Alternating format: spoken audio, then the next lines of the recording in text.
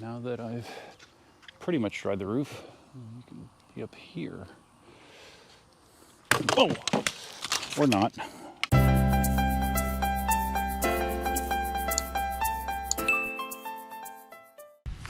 Hey, Duff here. I just realized that it's been a while since I've thanked the people that have used my referral link to buy their new Tesla. The following people are officially awesome.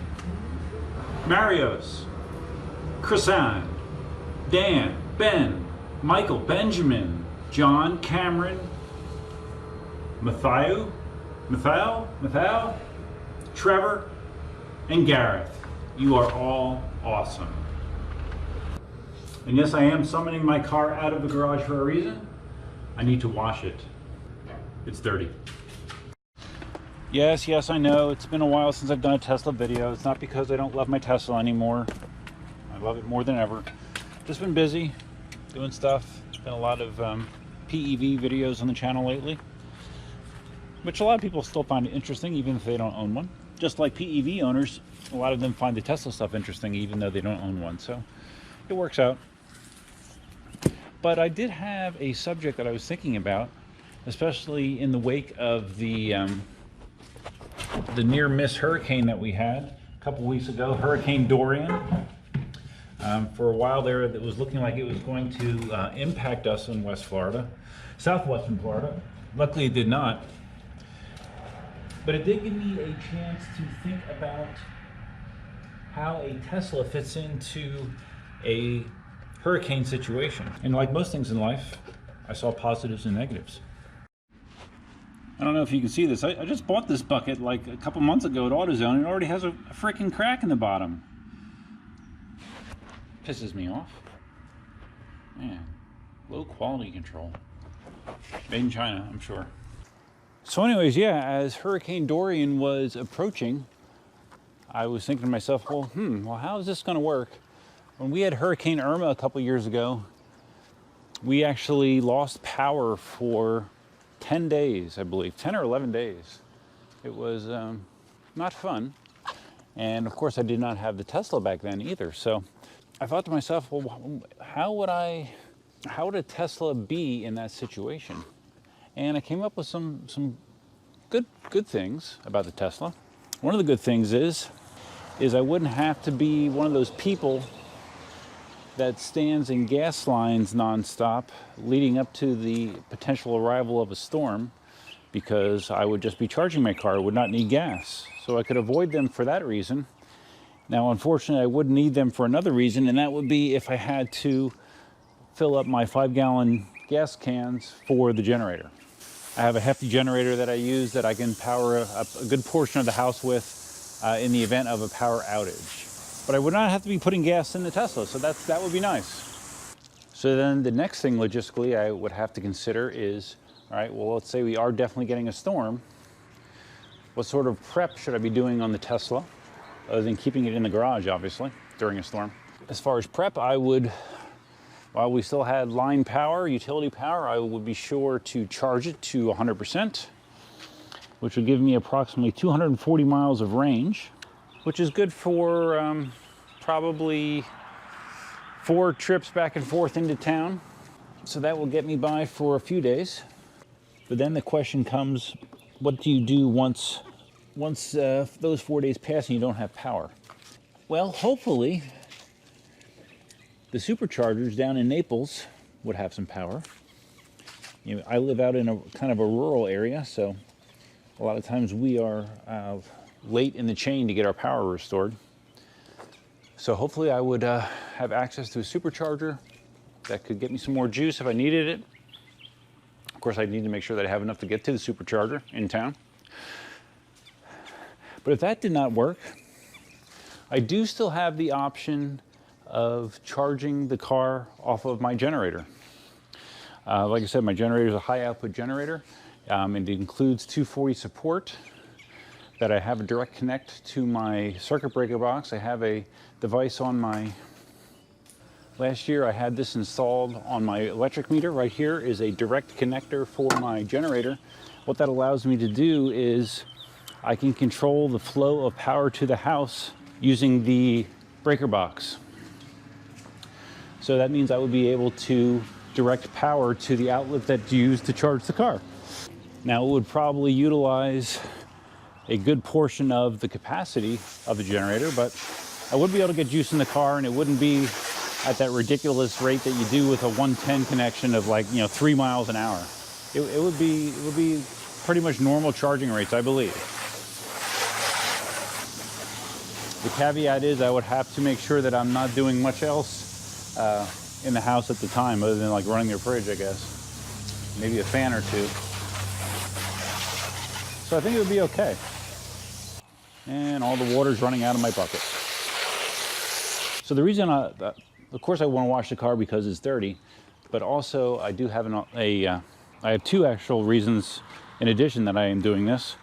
I want to replace the one wheel rim guard. Remember when I had my flat tire fixed, I had to pull the rim guard off. I do have an extra one to put back on that tire over there, so I'm looking for that. And I also have covers to go over the door handles that are body color, so I'd like to do that as well. And of course the car needs to be cleaned to do that, so that's why we're washing the car. Using my microfiber cleaning cloth. No, it's not a waterless wash, I guess, which they say is the best, but I use my microfiber cloth. Our house has reverse osmosis, whole house reverse osmosis, so it's pretty good quality water. It's not the best scenario, but it's definitely not the worst.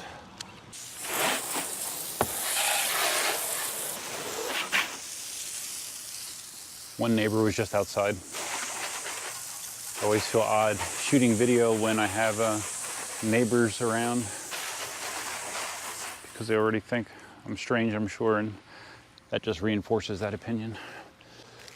So since I left you last, we still do not have Enhanced Summon, which was supposedly going to be released very shortly, a very long time ago. Has not been released yet. Still do not have a premium connectivity subscription option for us Standard Range Plus owners, which is something I would really be interested in. I wouldn't think it would be that hard of a thing to implement, and it's kind of free money for Tesla, so I really wish that they would do something about that. But I have come to learn that one of the most important traits a Tesla owner can have is patience. The car is awesome, as is. It is awesome. And basically we're just waiting for more awesomeness. The amount of awesome that we currently have, I can be satisfied with, and just looking forward to more awesomeness, hopefully in the near future. But you definitely cannot go based on what Elon says, because that's something you learn very quickly, is to take Elon's dates and predictions with a grain of salt, because it seems like they more or less never are accurate. But it's okay, he's a genius in his own way, so it's not a genius in promising dates. One more side to do, and just wheels and dried off. But I'll probably do the actual work tomorrow. I'll make another video out of it. Got to milk it for all you can, right? I saw last week Brian from I1 Tesla, he posted this video talking about the way it was titled. It said Tesla software version 10, and I got all excited. I thought, okay, well, I guess he's going to talk about some of the features that are coming out with software version 10. And I hadn't heard anything really. I hadn't heard any potential release dates or features that are coming with that. So I was looking forward to getting some information. But it turned out that it was really just a video about things that I guess that he was hoping would be part of software 10. No concrete information. So I thought that was kind of weird. And he does a better job than I do, by far. I have taken the Tesla on a few long-range trips. In the last 2 months, I've taken it up to Orlando a couple times, which is a distance of around 230 miles, something like that. So it's it's too far to do in one charge with NSR Plus. You know, I mean, I might be able to get there on fumes, but I wasn't willing to do that. So both times on the way up there, I would stop at Sarasota, which is kind of halfway. And they have a really nice supercharger there at 20. Why is that door open? A 20 unit supercharger. Every time I've ever used it, it's never full. It's always like, you know, three or four cars there out of the 20.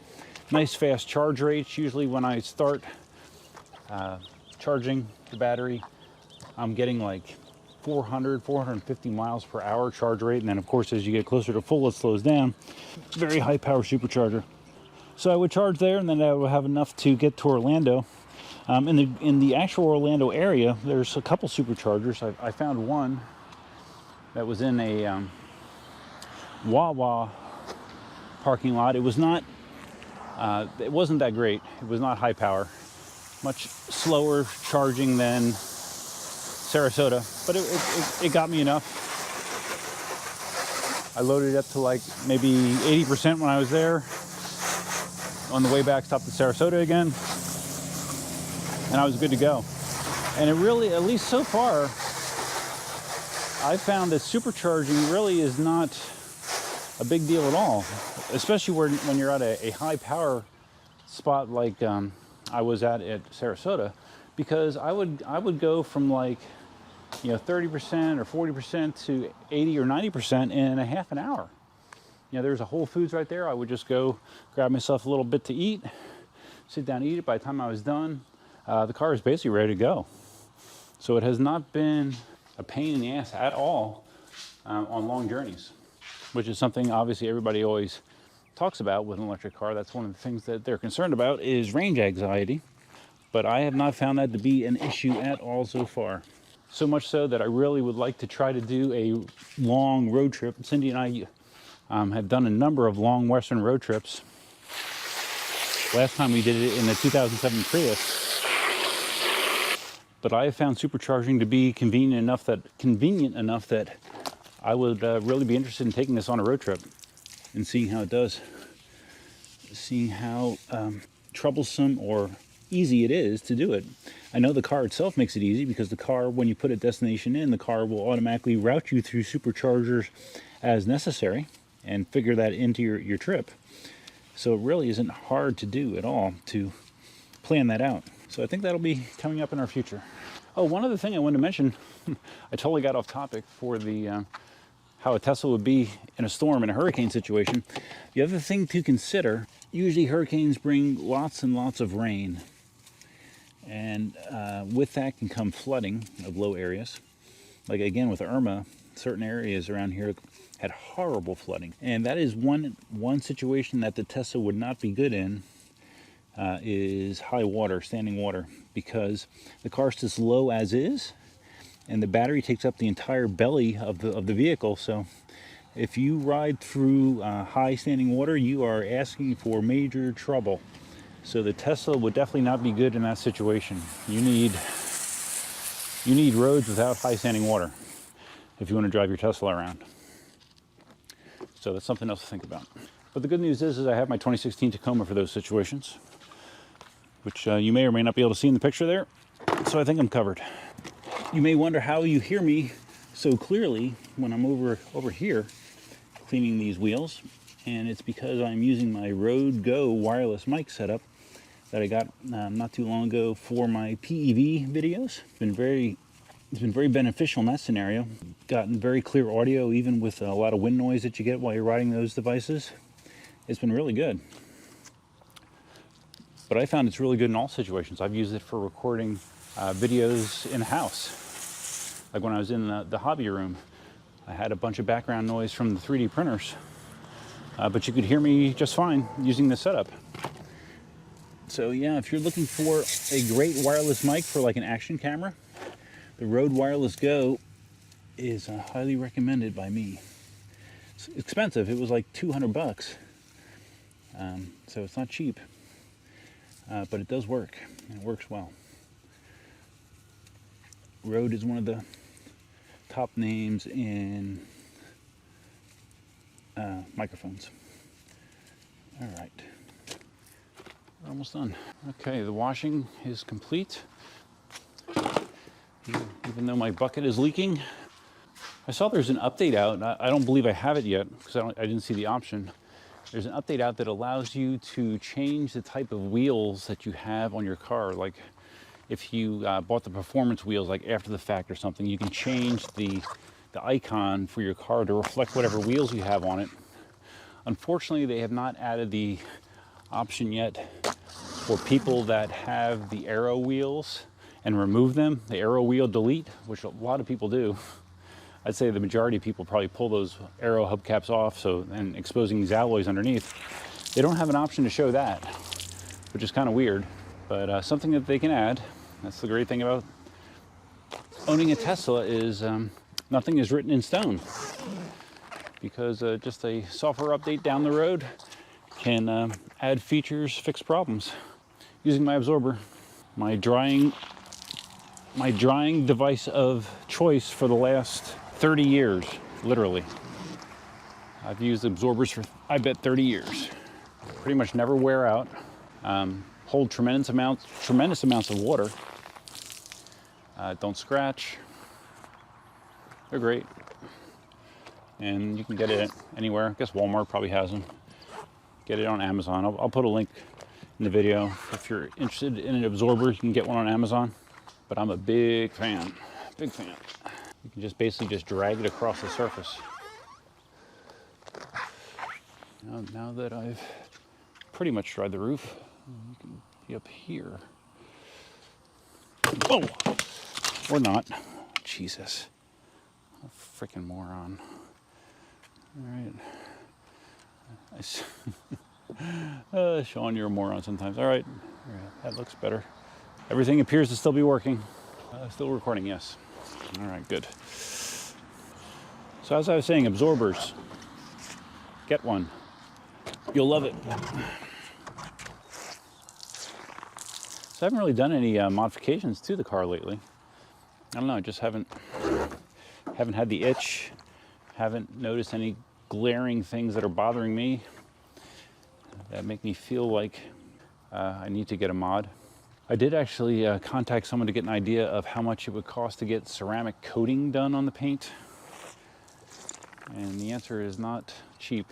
I think he said somewhere in the neighborhood of $1,500, and it depends how much paint correction needs to be done first. You know, because already I can see little spots where sap or something has left a mark in the paint, which I guess could get buffed out or whatever. But the first question he asked me is if I ever took the car through a automatic car wash, which I have not.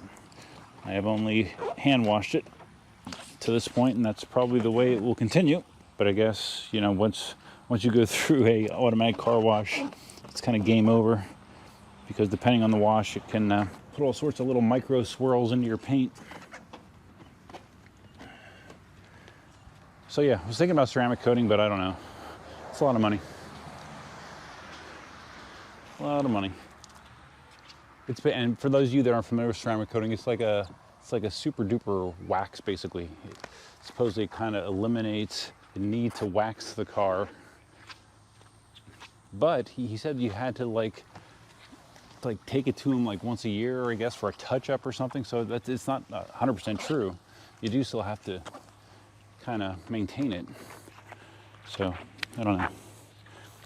For $1,500, I'm just thinking I could maybe get some of that sealant product myself and just try to do it myself. I hate doing that kind of stuff because it's so damn tedious, and I find myself rushing projects like that, which are not the type of projects that you want to rush.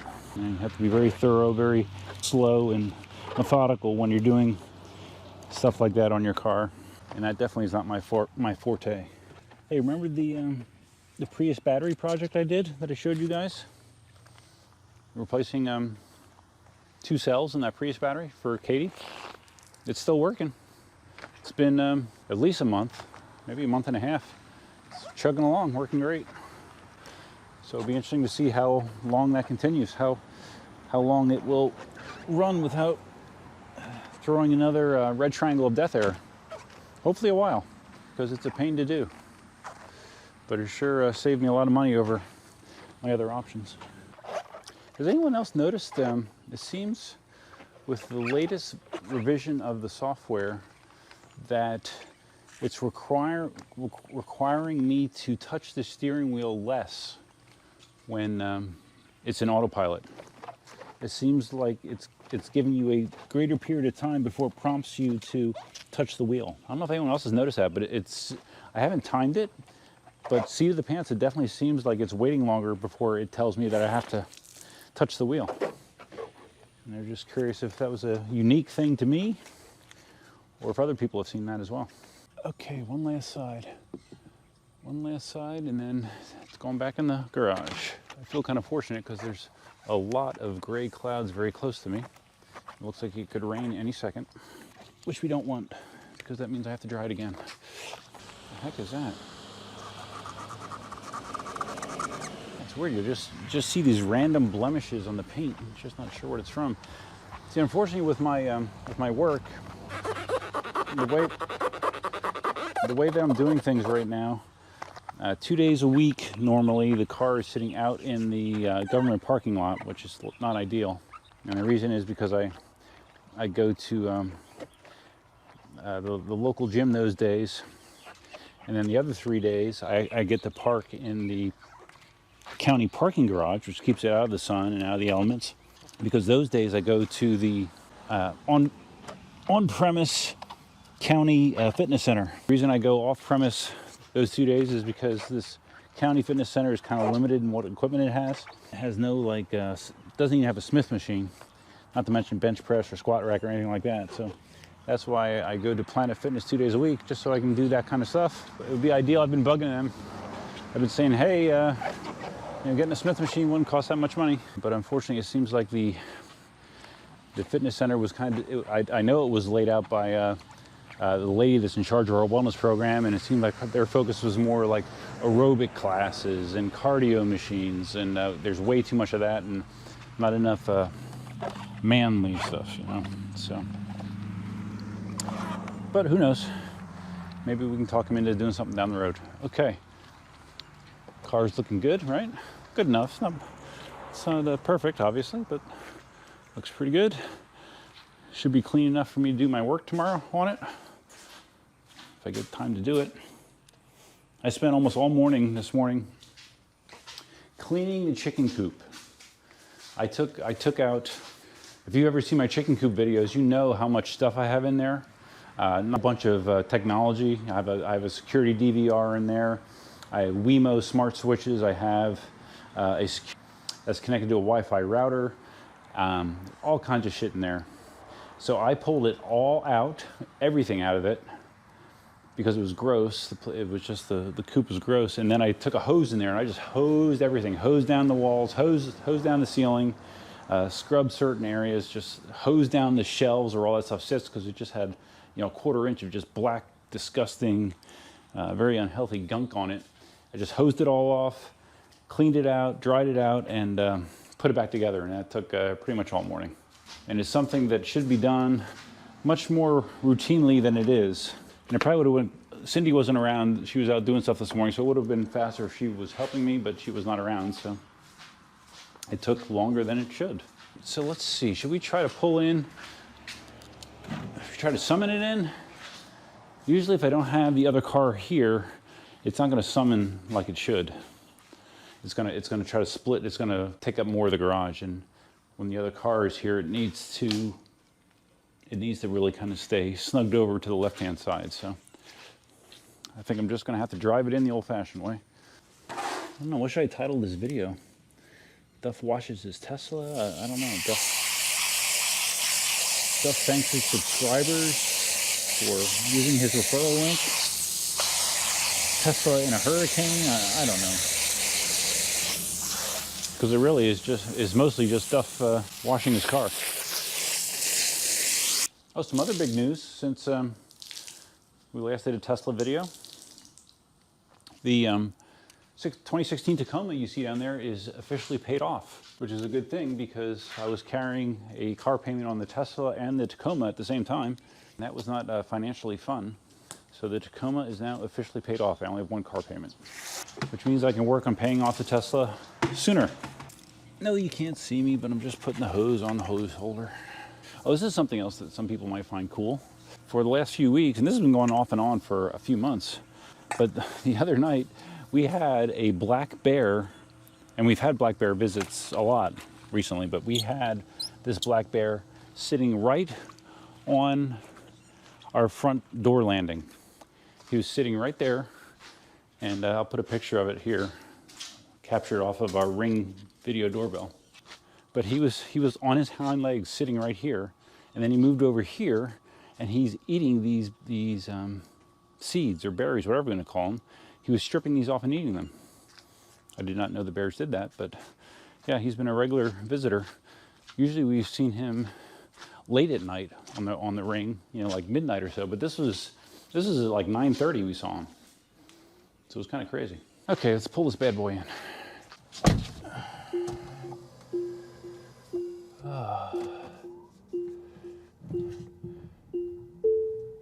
Still absolutely love the Tesla as my daily commuter. Makes the commute so much more fun. All right.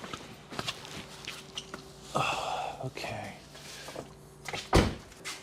And I have also been using my my Tesla key fob. I like it. It really works well.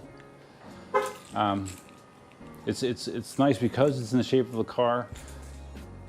Unlike normal key fobs where you have to kind of, you know, pull it out and look what button you're pressing. All you have to do is just feel where the roof is in this thing, hit it twice, and your car's unlocked. Works really well. I like it. So okay, that's all I have for you for now. Like I said, we're going to be doing a project tomorrow. We're going to be replacing the wheel guard on that wheel, and going to put some body color vinyl stickers on here and see how we like it. Cindy wasn't thrilled about the idea. I thought it might be interesting to try, so we'll see if I like it or not. If not, I'll take it off. So that's it for this video. Like I said, I just want to let my Tesla viewers know that I have not forgotten about you.